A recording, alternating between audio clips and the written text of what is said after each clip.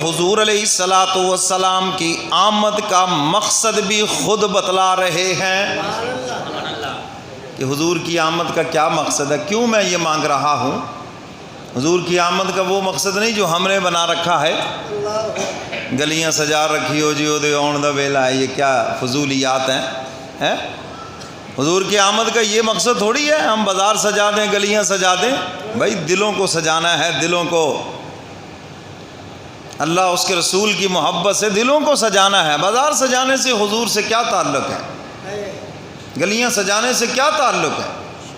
اور جو کچھ ہم نے وہ کر رکھا ہے، جس طرح کی ہم خوشی کا اظہار کر رہے ہیں، بھئی اس کی تو اسلام کے اندر نہ اجازت ہے نہ اس کا حکم ہے۔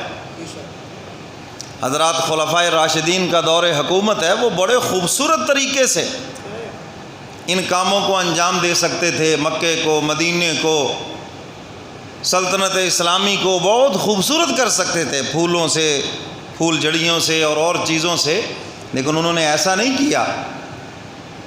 اور یہ بھی آپ کو بتا دوں کہ ان سے بڑا دھرتی کے اوپر کوئی عاشق بھی نہیں ہے۔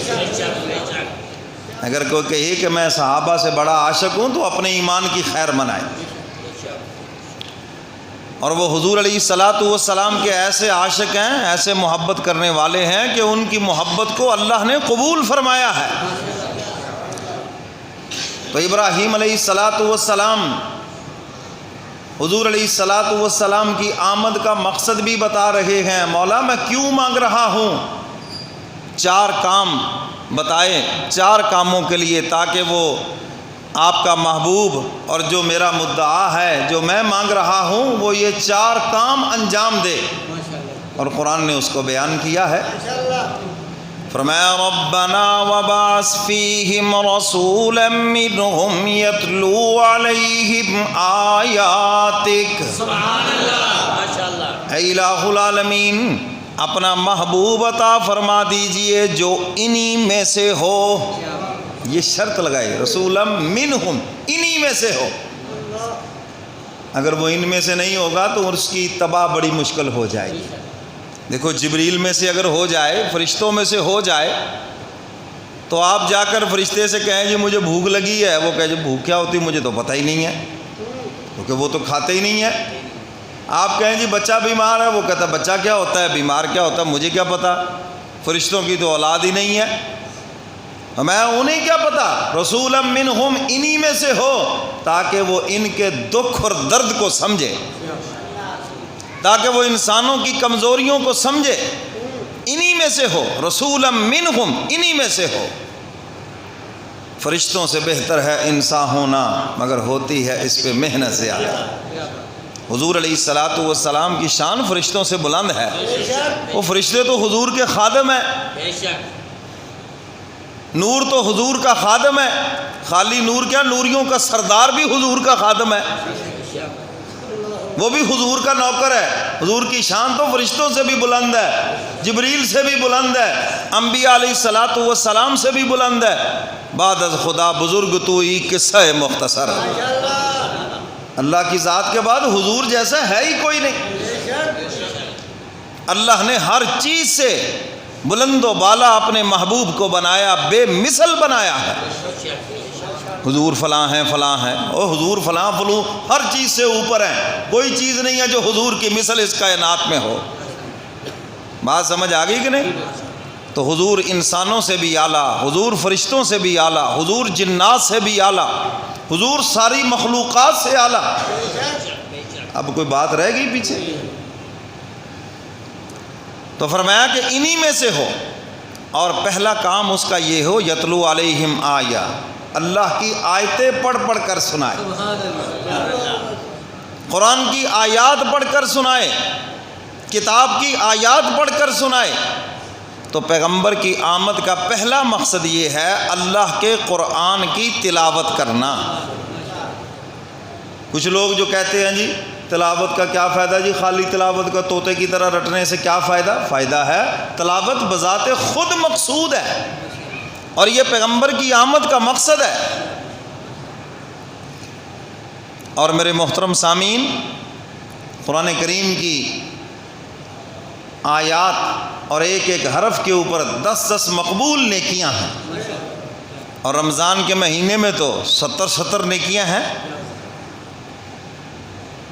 اگر رمضان کے مہینے میں کوئی ایک قرآن کی تلاوت کر لے یا ایک قرآن سن لے تو کیلکولیٹر بھی جواب دے جائیں گے کتنی نیکیاں بنتی ہیں۔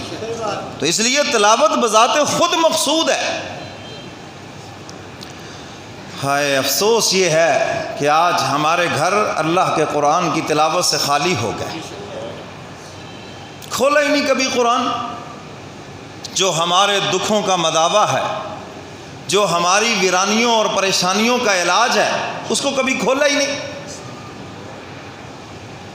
اور سکون ڈھونڈنے کے لیے جیلی عاملوں کے پاس جی کو پڑھنے کو بتا دیں جی، کوئی وظیفہ بتا دیں جی، کوئی جناب تویز دے دیں جی، بڑی بے سکونی ہے، بڑی بے برکتی ہے، گھر میں بچوں کی آپس میں نہیں بنتی، رزق میں بڑی بے برکتی ہے۔ جن چیزوں سے رحمتوں نے آنا ہے، برکتوں نے آنا ہے، اس کی تلاوت ہی ہم نے چھوڑ دی۔ تو اس لیے میں کہا کرتا ہوں کہ اپنی صبح کا آغاز اللہ کے قرآن کی تلاوت سے کرو، اپنی تجارت کا آغاز اللہ کے قرآن کی تلاوت سے کرو۔ دکان پہ پہلے جاؤ، صفائی کے بعد بیٹھو، اللہ کے قرآن کی تلاوت کرو، ایک طرف سے شروع ہو جاؤ، الف لام سے لے کر والناس تک جتنا آسانی سے روزانہ پڑھا جائے، آپ کے کاروبار میں بھی برکت ہوگی، آپ کی صحت میں بھی برکت ہوگی، آپ کے جتنے معاملات ہیں حق تعالی سب میں برکتیں پیدا فرما دیں گے۔ یہ تو خیر و برکت کا مجموعہ ہے، اور روز اول سے ہے قرآن۔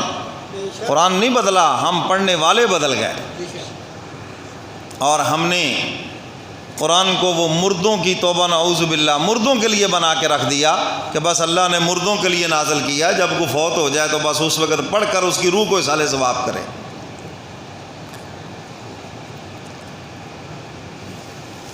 میرے محترم سامعین، میں اصالِ ثواب کا منکر نہیں ہوں، لیکن قرآن اس مقصد کے لیے نازل نہیں ہوا۔ قرآن تو اللہ کے قانون کی کتاب ہے، یہ تلاوت کے لیے نازل ہوا اور اس کے احکامات کو سمجھ کر اس پہ عمل کرنے کے لیے نازل ہوا، اور اس کے قوانین قیامت تک کے لیے ہیں، کوئی ایک زمانے کے لیے نہیں ہے، کوئی مخصوص لوگوں کے لیے نہیں ہے، بلکہ ہر کلمہ پڑھنے والے کے لیے اس کے قوانین ہیں۔ ہم نے قرآن کے احکامات کو اور اس کے قوانین کو پس پش ڈال دیا، نتیجہ کیا نکلا؟ سب کچھ ہونے کے باوجود آج ذلت و رسوائی ہمارا مقدر بنی ہوئی ہے۔ دنیا میں آج جتنے مسلمان ہیں، اس سے پہلے اتنے مسلمان نہیں تھے۔ آج جتنے وسائل مسلمانوں کے پاس ہیں، اس سے قبل پیچھے نظر دوڑائیں، اتنے وسائل کبھی بھی مسلمانوں کے پاس نہیں تھے۔ جتنے ہتھیار، جتنی افواج، جتنے ذرائع آج اللہ نے مسلمانوں کو عطا فرمائے، پہلے کبھی بھی اتنی چیزیں ہمارے پاس نہیں تھی۔ تو کمی کس چیز کی ہے کہ وہ جو حقیقی مسلمان تھے ہم وہ نہ رہے، چھوڑ دیا قرآن کی تلاوت کو، سارا دن موسیقی سن رہے ہیں، کام کرنے والا کام کر رہا ہے اور وہ کانوں میں وہ شیطان ٹوٹیاں لگی ہوئی ہیں۔ وہ پہلے سنتے تھے نا شیطانی ٹوٹی، وہ یہی تو ہے، وہ شیطانوں کی ٹوٹیاں لگی ہوئی ہیں، اور سارا دن موسیقی سن رہے ہیں، موٹر سائیکل پہ جا رہے ہیں موسیقی سن رہے ہیں، تاکہ مرے تو حرام موت مرے۔ جو موسیقی سنتا ہوا مرا وہ حرام موت مرا۔ سفر کے دوران تو بالکل نہ سنے، ویسے بھی حرام ہے، اور حدیث مبارکہ میں ہے جو موسیقی سنتا ہے قیامت کے دن سیسا پگھلا کر کانوں میں ڈالا جائے گا۔ اللہ تعالی ہم سب کو محفوظ فرمائے۔ تو آج تو بھائی خبریں بھی بغیر موسیقی کے نہیں ہیں، تو اس لیے اپنے کانوں کو بچاؤ، ان چیزوں کو بچاؤ، ان چیزوں سے اپنے کانوں کو بچاؤ، کیونکہ انہوں نے جا کر حق تعالی کی زبان مبارک سے اس کا کلام سننا ہے۔ اللہ ہم سب کو نصیب فرمائے۔ حق تعالیٰ جب خود سورہ یاسین کی تلاوت فرمائیں گے، اہل جنت پر ایک بے ہوشی طاری ہو جائے گی۔ تو ان کانوں کو پاکیزہ بنائیں جنہوں نے اللہ کا کلام سننا ہے، ان نگاہوں کو پاکیزہ بنائیں جنہوں نے اللہ اس کے رسول کا دیدار کرنا ہے، انشاءاللہ پاکیزہ بنائیں ان کو، اس قابل تو کریں نا اپنے آپ کو۔ فرمایا ربنا